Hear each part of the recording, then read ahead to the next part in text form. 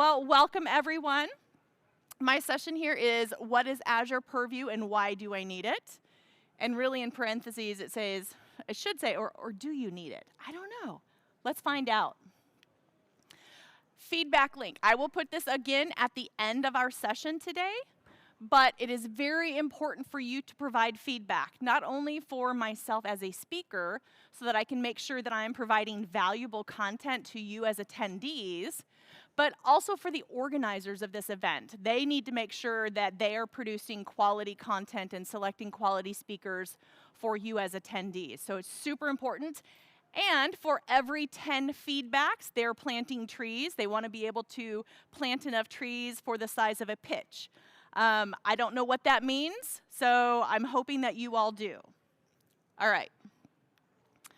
A little bit about me. Again, I am Angela Henry. I live in High Point, North Carolina in the United States. It's on the East Coast if you're unfamiliar. And High Point is famous because it is the home furnishings capital of the world. Yes, the world. It says so right there on our sign as you drive into town. Not just the state, not just the United States, but the world. Just fun fact. I am a solution architect with Blue Granite. Blue Granite is a business intelligence-oriented consulting firm based out of Kalamazoo, Michigan. Doesn't really hold any significance other than I like to say the word Kalamazoo, because it sounds funny. I am a data platform MVP. I am on social media. My handle is SQL Swimmer, and as you can see, that is a picture of me. I like to swim, but I am also a coach and an instructor, and as of this year, I am also an admin official for USA Swimming. That means I sit at the computer the entire time a swim meet is going on, and I validate times that come in from the electronic timing systems. Not super sexy, but super important. As with data governance, which is what we're going to talk about today, funny enough. All right, so now that you know a little bit about me, I want to know a little bit about you so I can figure out who's here and who's listening. How many developers? I actually get to ask this and have people raise their hands in person, because we're in person finally for, after 2 years. Awesome, lots of developers here, good deal. What about DBAs? Do we have any DBAs in the house? We've got a few, all right. So far the developers are ruling the roost here. Analysts, do we have any analysts here? One or two, all right.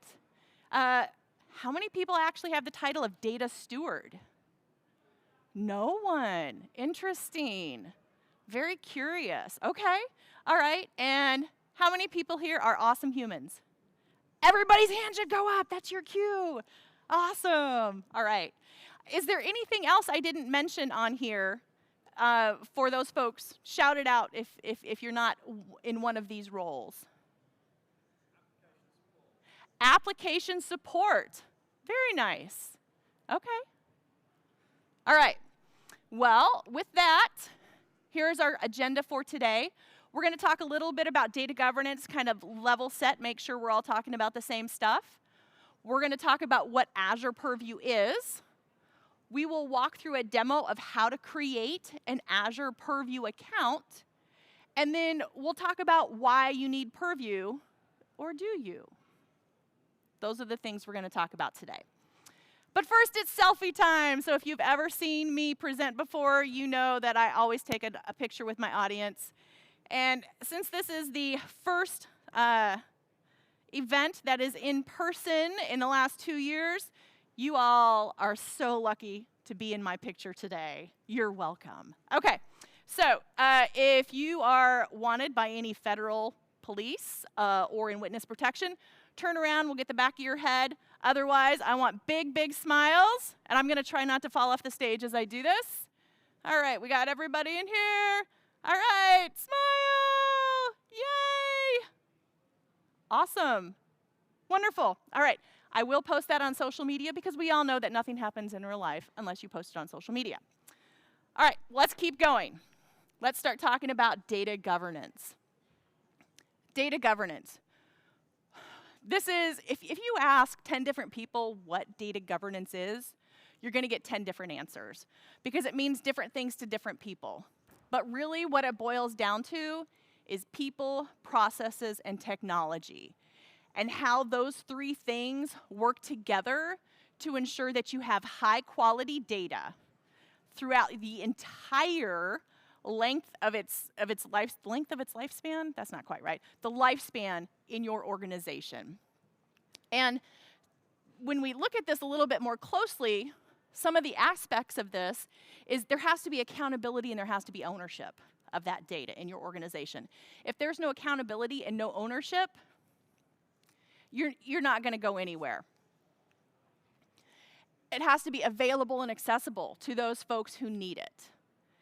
If you need data in order to do your job on a daily basis, it has to be available and it has to be accessible to you.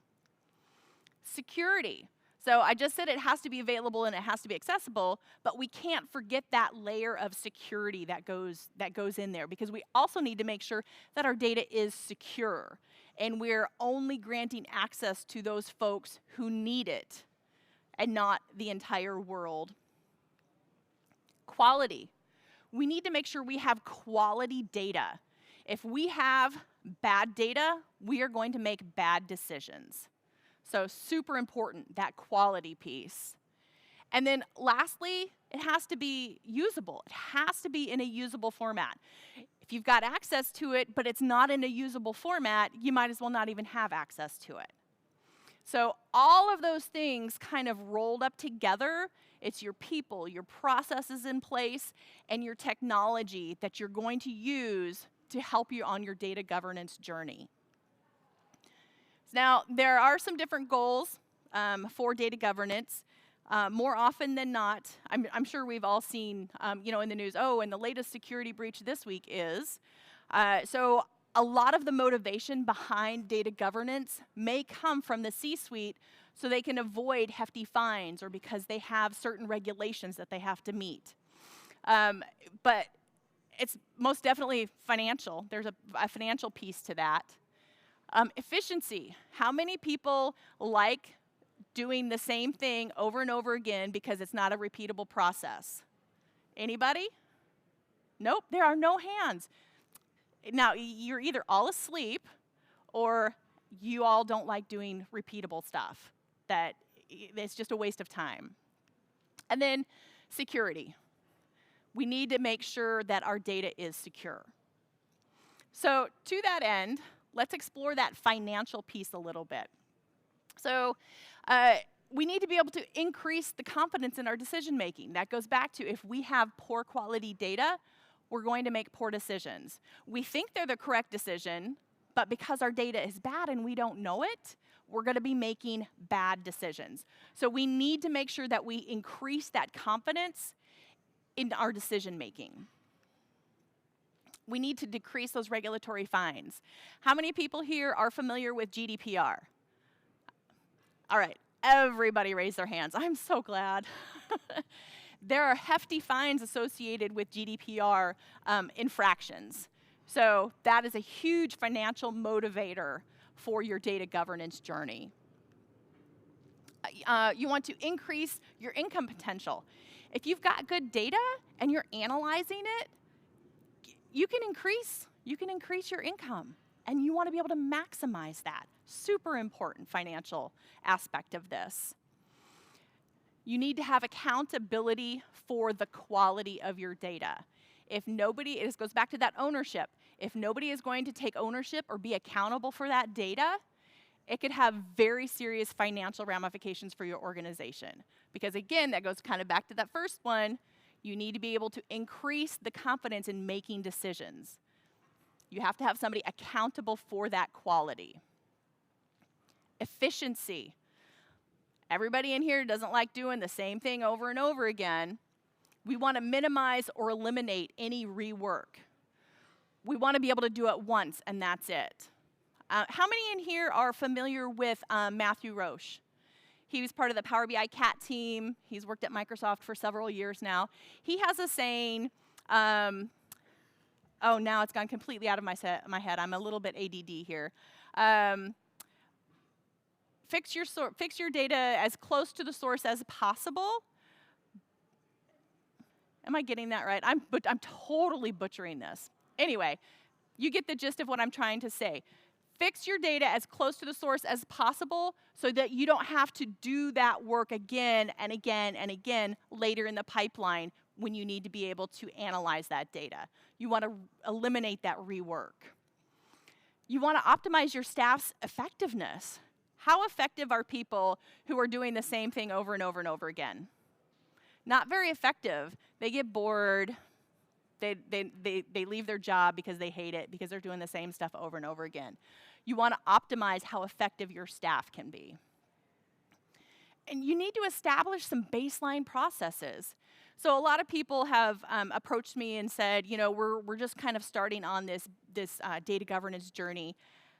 I'm not really sure where to start. Here is my advice to you on this. If you already have certain processes in place, like change control and your source control and all of that, start sprinkling in a little bit of data governance as additional steps in those processes and get people used to doing those things so that it becomes habit forming. You need to establish that baseline process so that people get used to it and it becomes the new norm for how you deal with your data. Security. Your data needs to be secure. You need to verify your data distribution policies. Look to see who has access to your data. Right now, can you tell me in your organization exactly what permissions everybody has on all of your data? How many people can say yes? One hand. One hand. Oh, I got two hands. Okay. And we have more than 2 people in here, so that's not a lot of people. I've got a question in the back. So I'm going to have to. It's really loud back here, so I'm going to have to.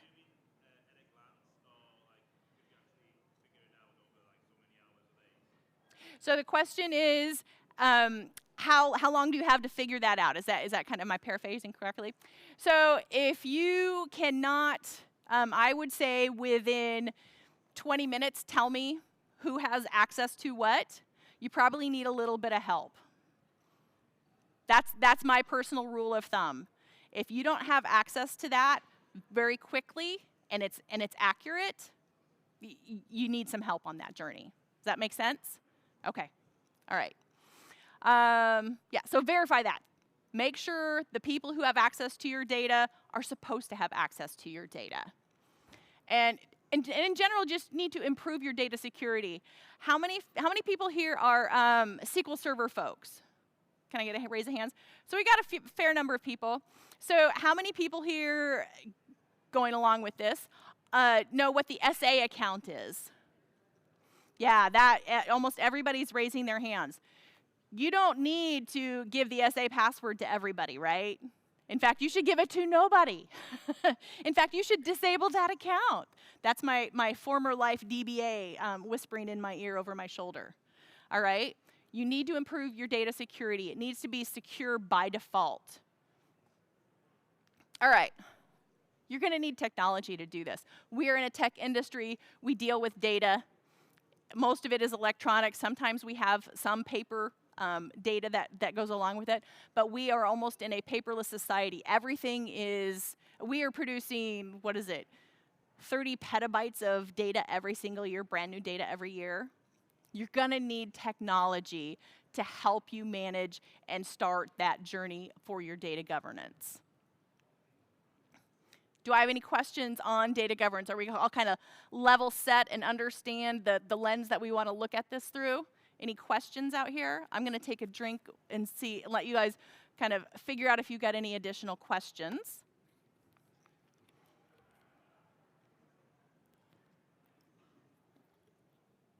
All right, I'm not seeing any additional questions, so we're just going to keep on plowing through here. Let's talk about Purview. What is it? What is it? Well, if you Google it, because I Google things, even though I'm a data platform MVP, I do not Bing things. That just doesn't sound cool. And I like the colors that come with Google. So if you Google it, this is what you will get. Normally, I don't read a slide, but I'm going to. Unified data governance solution that helps you manage and govern your on-premises multi-cloud, and software as a service data. That's super helpful, right? How many people in here knows exactly what that means? Raise your hand. Yeah, nobody's raising their hand. Yeah. What this means is that this is the technology piece. Remember, people, processes, technology. Purview is that technology that's going to help you.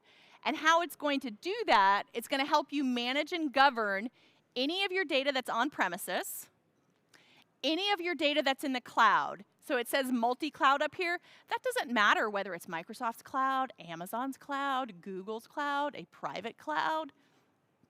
Any cloud, that's what they mean by multi-cloud. And then software as a service. So things like Salesforce, that's software as a service. Any of those services that are offered to you, typically via a subscription based over the internet. So that's what Purview is going to do. It is going to be that technology that enables you to be able to manage and govern your data and help you with your data governance journey. So what does it store? Well, and I struggled with, do I tell you this first, or do I tell you the parts and pieces? And I settled on this one, and we'll see how it goes. You all let me know.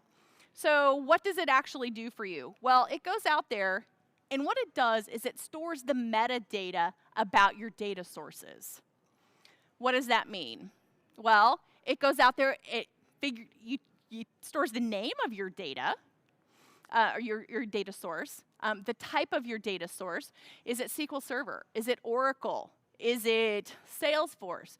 What type of data are we storing? And where is it? Three basic things. The name of it, the type, and the location. That's what Purview is really good at. That's what it's going to store.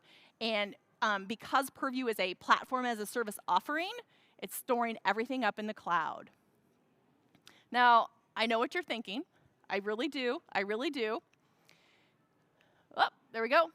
You don't want your data to live in the cloud. I come from a manufacturing company where the cloud was a very dirty word. And whether it is perceived or actual, the cloud was unsafe. I know that it's not true, but my executives didn't know that it was untrue. So your data will not live in the cloud if you use Purview. Only the metadata about your data sources, the name, the location, and the type. There we go. I put this in the wrong order. So your data is safe. It stays in its data source. It's not going anywhere. So now let's talk about the different components of Purview. There are 3 of them. The first one is the data map. This is that infrastructure piece that I mentioned, or the platform as a structure, platform as a service piece that I was talking about. There's your data catalog, super important. How many people right now already have a data catalog? Show of hands. Wow, not very many. Not very many. Okay, you're in the right session then. Good job. Good on you. All right, and then the last one is data insights. This is basically reporting, so that you can, now that you are storing this all in a single place, you can now run some reports and get some visualizations on that metadata about your data sources. So let's take a little closer look at the data map. This is that infrastructure, that platform as a service. So this is where you will register your data sources, and this is where you will create the scans, the scan schedules to be able to scan your data sources. This is where classification happens. It's got an engine underneath, so when it goes out and scans your data source, what it's actually doing is it's looking at the data to see if it can figure out if it can apply classifications. So classifications are things like, is it sensitive data? Is this a national ID number? In the US, is this a social security number? Is this a telephone number? Is this an email address? Those types of things. Other classifications that are out there, financial, so bank routing numbers, all those kinds of things. It looks at your data to see if it matches these patterns that Microsoft has established. It uses the Apache Atlas APIs, the 2.0 APIs. This is a very important thing because the Apache Atlas APIs are open source. Microsoft is much more open to using open source products rather than trying to reinvent the wheel. The very cool thing is that they have taken most of those Apache Atlas APIs and enhanced them, kind of like with SQL Server. We have an ANSI standard for SQL.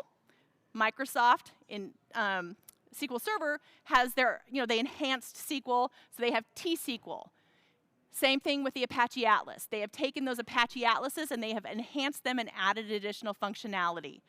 But again, it's all open source.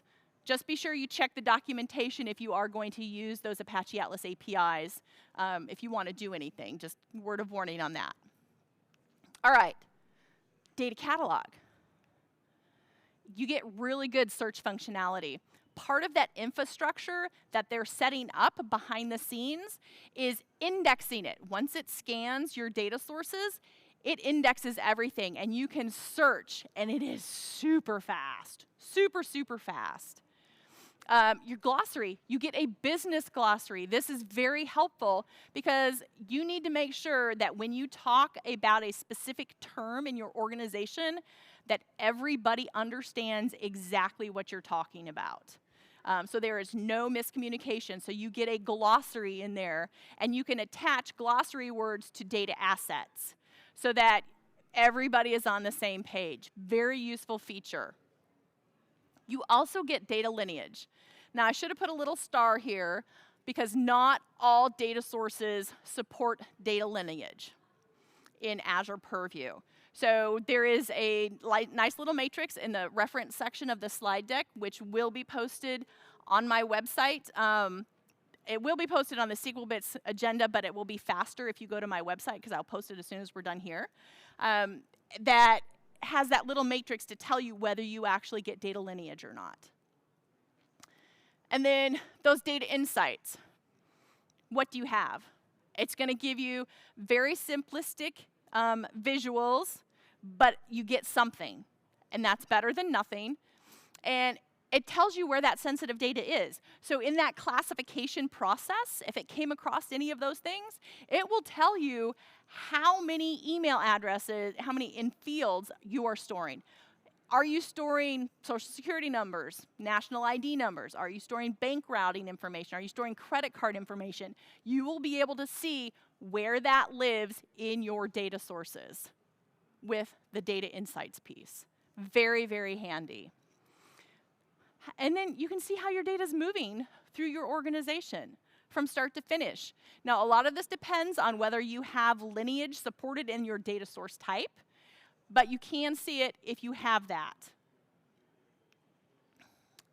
There are some really cool integrations with Purview. Firstly, Key Vault. Nobody wants to expose passwords.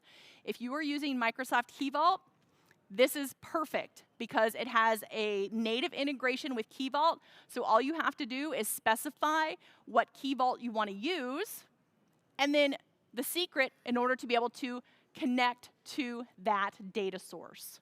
Very handy. Information protection labels. How many people here are using information protection labels? Show of hands. I got 1 hand, 2 hands, 3 hands. Awesome. How many people in here have no idea what information protection labels are? Raise your hand. And this is a safe space. It's okay to raise your hand. Okay. So we have more people who definitely raise their hand than people who are using. So information protection labels are an Office 365 feature where you can go out there, or not Office 365, it's just I'm thinking of sensitivity labels. So information protection labels, what these do is they allow you to, and it's an additional service that you have to pay for, but they allow you to identify that sensitive information and keep that label with it throughout its life cycle in your organization. Purview integrates with those information protection labels, and it's a native integration. So you set those up because you've already got them in your organization. All you have to do is connect them to your Azure Purview account, and you're on your way. And they just flow right through. Synapse. How many folks are using Synapse? Nobody in here is using Synapse, really? Bless you. Well, I can't even raise my hand because I'm not using Synapse either. So, but if you have been paying attention to what's been going on lately, this is where Microsoft is kind of all hurting us as cats too, is to use Synapse. So they have native integration with Synapse. And then the last one I have up here is Prophecy. Prophecy is not a Microsoft product. It is a master data management product. It is essentially the next generation of master data services. So how many folks in here are familiar with master data services? Okay, we got a few folks. Okay. So this is the product that came with SQL Server that you got to use free, and I use air quotes because it wasn't really free because you already had to buy the license for your SQL Server, but it was basically an on-prem solution.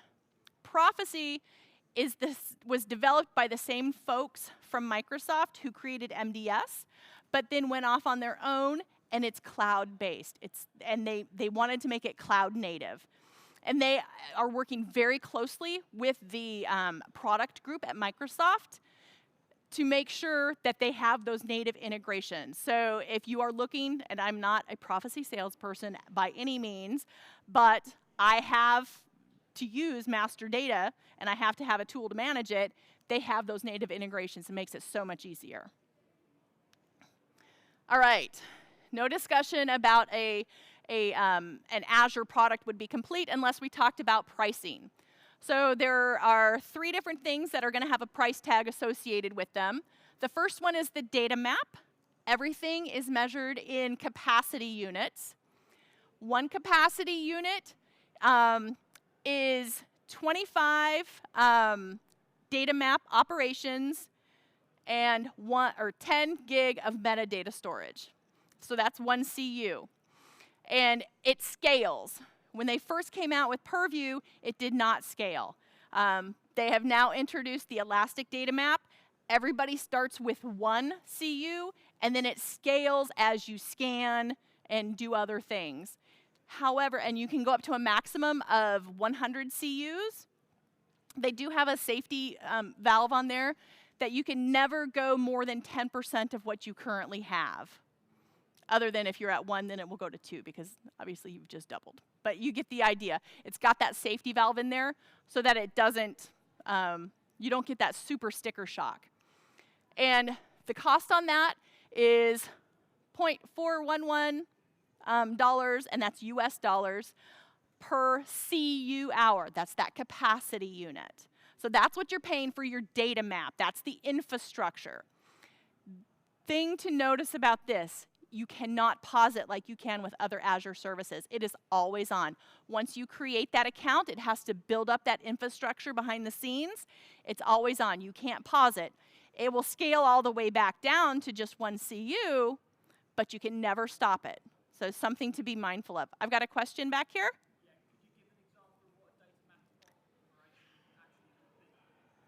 So I got the first part, but not the second part. So what is per data map operation?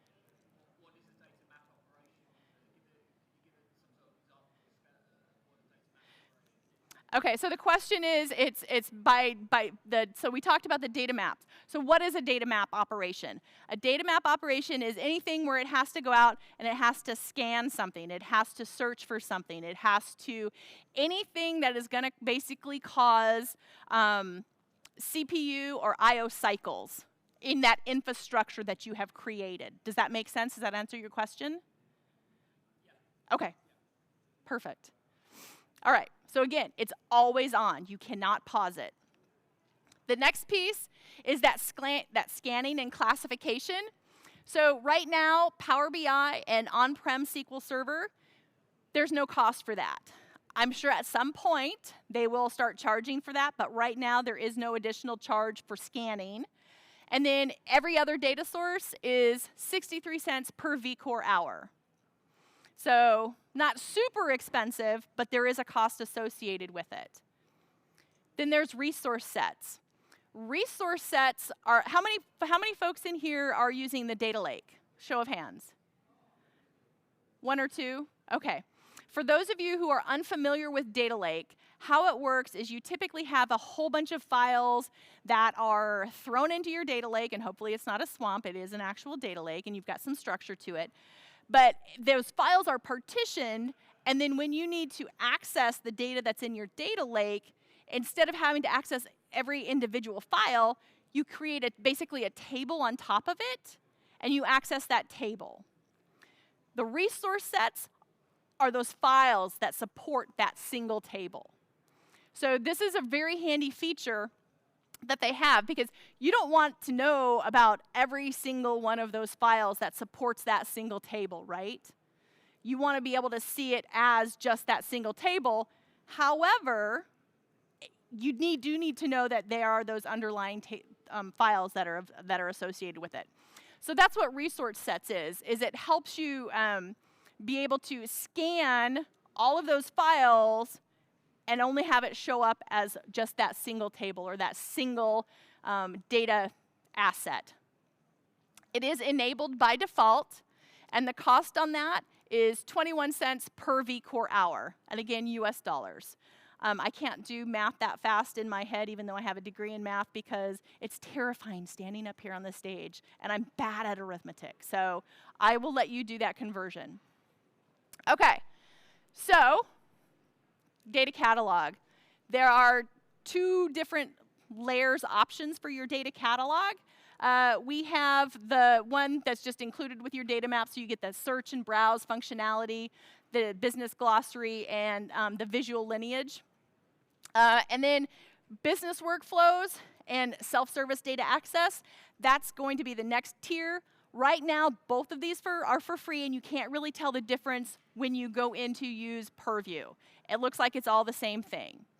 Just know that for right now, those business workflows and that self-service data access are free, but at some point in the future, it will change, and they will start charging you for that.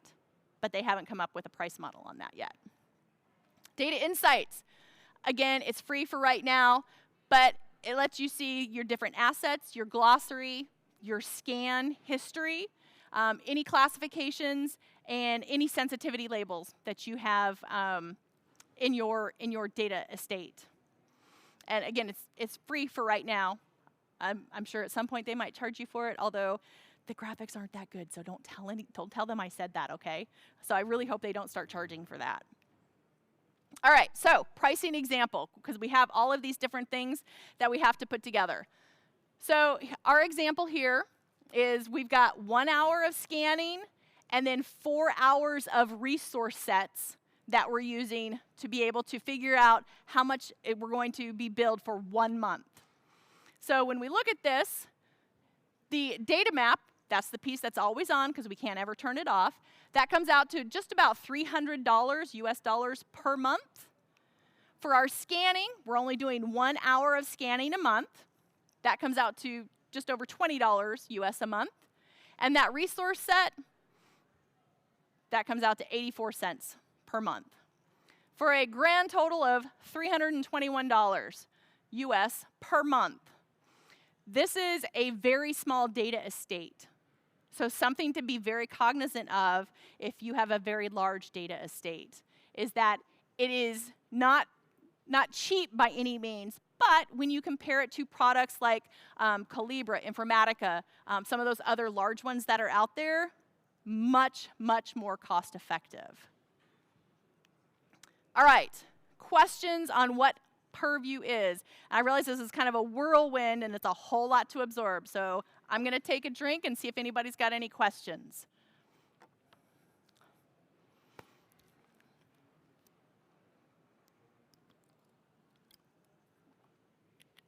All right. Let's keep going. No questions? All right. So, how do you create a oh my goodness. How do you create a Purview account? That's what we're going to talk about. But because it's an Azure thing, there are some prerequisites to it. First, you have to have an Azure subscription. That makes kind of sense because you're creating it up in Azure. You have to have Azure Active Directory set up. Makes sense because that's how people are going to authenticate to it. If you want to be the one that creates this Purview account, you have to have contributor or the owner role on the subscription, or be a subscription admin. There we go. And you also have to make sure that you don't have any policies that prevent you from creating storage accounts or event hub namespaces. And that is because, again, we're setting up that infrastructure when we create that Purview account. So in the back end, that's what it's doing, is it's going behind and it's creating an additional storage account so that it can store some of this stuff for that infrastructure, and it's creating that event hub namespace. I've got a question out here.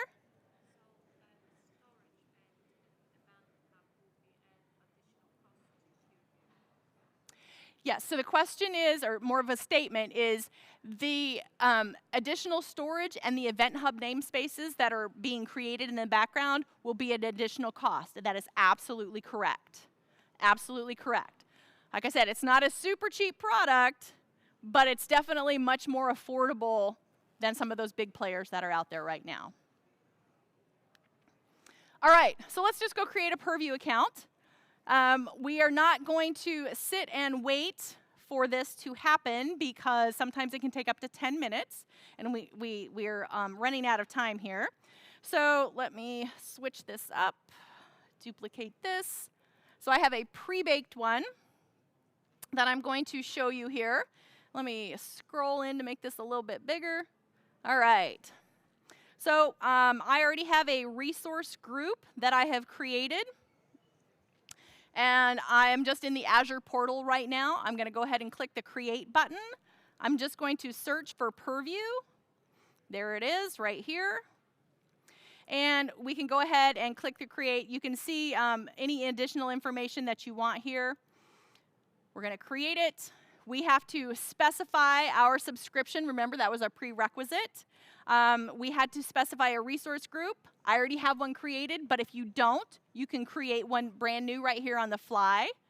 You have to give your Purview account a name, and then you have to specify the location. Now because this is an infrastructure product, you have to make sure that you want this to live as close to your data as possible. In some organizations, that might be kind of hard because you have data all over the world, but you try and make it live as close to your data as possible, whatever region is closest to you. And then down here, again, it's reminding you what that one capacity unit equals. It's going to give it a managed resource group name, and that defaults to whatever you are using, and then it puts managed in front of it. And then you would click Review and Create. Now, like all good baking shows, I've already pre-baked that, and my account has been created. So I'm going to swap over here and look at my Purview. This is the Purview portal. This is where you're going to be able to see everything that you have scanned. So you'll notice up there at the top, I have 3 sources and I have 47 assets. And I have no glossary terms. It gives you those KPI numbers right there at the top. You can browse your assets over here. You can do it based on collection. And I'm not going to go into the details of what a collection is, but just understand that that's a security boundary that you can create for different things. Or you can browse by source type. So as you can see, I've got an Azure SQL database, an Azure SQL Server, and I've got a Power BI tenant that I have scanned. So I'm going to go back to my Purview portal landing page. And one of the things I really like is that you have this recently accessed area, and you can come in here, and I just wanted to really give you kind of a heads up to look at some of the things that you can see when we're looking at those data assets that you have registered and scanned. So you get this overview information, the classification, so if any of those classifications requirements were met, they would pop up here. You get the full path for the collection, the hierarchy that's going on there, and if there are any glossary terms associated with it. You get some additional information about properties, but this is the magic. Are you ready? Are you ready? Yay! Okay. All right. Well, that was kind of a letdown. Let me put this all in here. There we go. That's what I'm looking for. All right. here's that lineage that I was talking about that you can get. You can see, so what I have is a Power BI dashboard. That's my data asset. That tracks back to a report that's called End of Lab 4, which tracks back to a data set called End of Lab 4, which tracks back to an Azure SQL database. How cool is that? That's like magic to me. Anybody else think that that's cool? Yes? Yes? Awesome. Yeah. Yeah. Very, very cool. Really, really like it. And that's kind of it. There are other sessions this afternoon for, I'm talking too loud. I get very excited. Maybe not? Oh, you had a question. Thank you.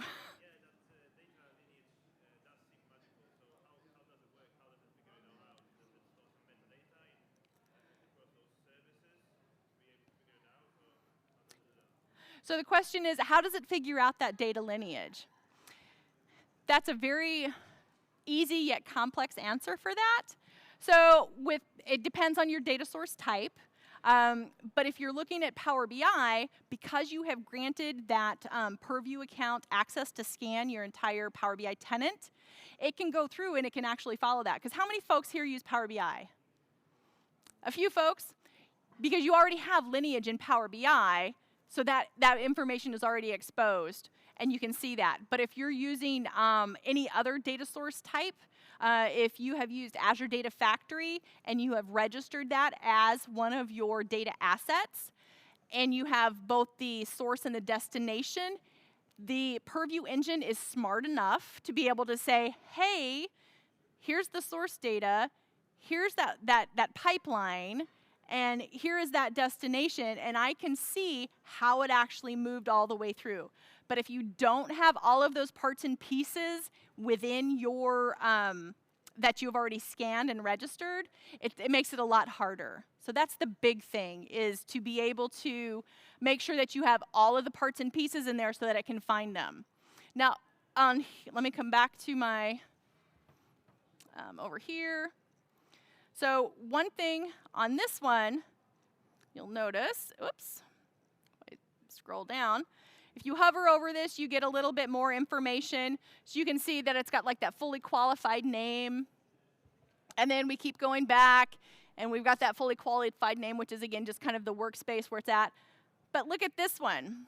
So this Azure SQL database, it's just showing the database. You'll notice it's not showing the tables or the columns that are being used. And that is because I did not scan that database as a resource or as a data asset in my Purview catalog. Does that answer your question? Okay, perfect. Any other questions about creating one? There is another session today. Wolfgang Strasse is doing one at 11:20. So if you want some more information or a deeper dive, he's going to be doing some really cool demos. I highly recommend it. And I believe he's going to be next door in room 11 at 11:20 today. In addition, there were 5 sessions on Purview yesterday and 1 on Thursday. Once the recordings are made available, I highly recommend you go back and look at those. Everybody good with that? All right. Let's go ahead and get back to our slide deck. If I can find my slide deck. If I can find my slide deck, maybe, maybe not. Oh, and then it decided that it wanted to go ahead and switch screens on me, so bear with me for a quick second. Bring it back up. There we go. All right. So why do I need Purview? Why? Why do I need Purview? I have a few questions that are going to help you answer that question. I'm going to answer your question with a question. Well, more than one question. How many data sources do you have? How many people have 1? How many people have 2? For those virtually, we have 1 person who raised their hand for 2. How many people can tell me right now the exact number of data sources you have in your organization? And nobody is raising their hands. All right. All right. What about this question? Do you know where all of those data sources are? How many people know where every single data source is in your organization? Yeah, nobody's raising their hands here either. Okay. All right. Next question. Do you know what they're used for? Do you know who's using them? Anybody? Yeah, nobody's raising their hands. So, are you storing sensitive data? Oh, I got one hand in the back. They know they're storing sensitive data. Oh, I got a few more of the hands that have popped up. But do you know exactly where that sensitive data is? One and a half hands. Okay. All right. All right. So the idea of Purview is to help you solve those data discovery challenges. It wants to help those producers. Those are the people who have to produce data on a regular basis as their job for others to consume. They can use Purview to figure out where all those data sources are. Consumers, those are the people who have to consume data on a regular basis to do their daily job. Security admins, they're the ones who are ultimately responsible for the safety and security of your data. They definitely need to know where your data lives. So that is what Purview was created for, was to solve those data discovery challenges. So if you were not able to definitively answer any of those questions that I previously asked, you're probably going to need Purview or any other tool that you would like. But we're here talking about Purview today. Does that answer why we need Purview? All right, are there any other questions? We've just got a couple of minutes here. I've got a question here in the front. Can it map out linked servers, service brokers, cross-DB access? So the question is, can it map out linked servers, cross-DB ownership, and some other things that you had mentioned, typically within an on-prem environment? Right now, the answer is no. However, the product group is continually working on this to make it better. So I'm sure that will come in the future, but right now it does not see that. And that's it for me. This is all of my social media contact. The only thing I have to say on here is, if you do reach out to me on LinkedIn, please tell me where you saw me, because being a woman in tech is a little sketchy at times. Being a woman in tech on the internet, I don't even want to tell you what happens sometimes. So please tell me where you saw me. I'm happy to connect with you that way. My website, SQLswimmer.com, I will have the slide deck posted to the presentations section after this session, so you won't have to wait for it to be posted to the agenda for SQL Bits if you are just chomping at the bit to get a hold of that. And feedback link. Again, super, super important. Please, please, please, please, please. Pretty please with sugar on top, maybe a cherry, maybe some whipped cream. Please fill out the feedback. Very important for me as a speaker to make sure I'm providing value to you and to the organizers. And again, for every 10 that they get, they're going to plant a tree. They want enough to fill a pitch, which I don't know what that is. And there is a contest for if you do submit, you could be randomly selected as the winner. I will put it right back up. Again, these are the sessions that are out there, all of the resources. Again, once you download the slide deck, you will have access to those resource links. And that's all I have for today. Any other questions? Thank you.